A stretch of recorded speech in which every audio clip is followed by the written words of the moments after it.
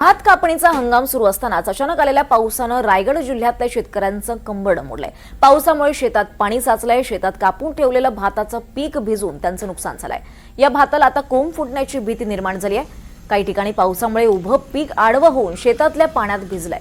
वर्षभराची मेहनत पाण्यात गेली आहे आणि त्यामुळे हातातोंडाशी आलेला घास निसर्गानं हिरावून नेल्यानं इथला शेतकरी हवालदिल झालाय। याचा आढावा घेतलाय आमचे प्रतिनिधी प्रसाद पाटील यांनी। परतीच्या पावसाने कोकणातल्या शेतकऱ्यांना सुद्धा सोडलं नाही। काल मुसळधार पाऊस रायगड जिल्ह्यातल्या सर्वच ठिकाणी पाहायला मिळाला। वादळी वाऱ्यासह झालेल्या या पावसामुळे भात शेतीचं अतोनात नुकसान झालंय। आपण यावेळेला पाहू शकतो की आपण या रायगड जिल्ह्यातल्या भात शेती परिसरात आहोत आणि प्रचंड मोठं नुकसान हे या शेतकऱ्यांचं झाल्याचं आपल्याला पाहायला मिळतंय। या ठिकाणी जे कापणीचा हंगाम आता काही दिवसांवर येऊन ठेपलं होतं, त्या कापणीच्या हंगामासाठी तयार झालेलं हे भाताचं पीक आहे।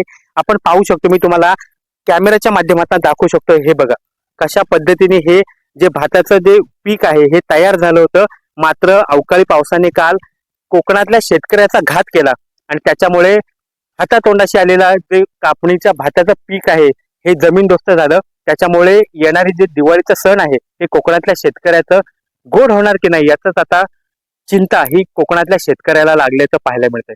प्रसाद पाटील, NDTV मराठी, रायगड।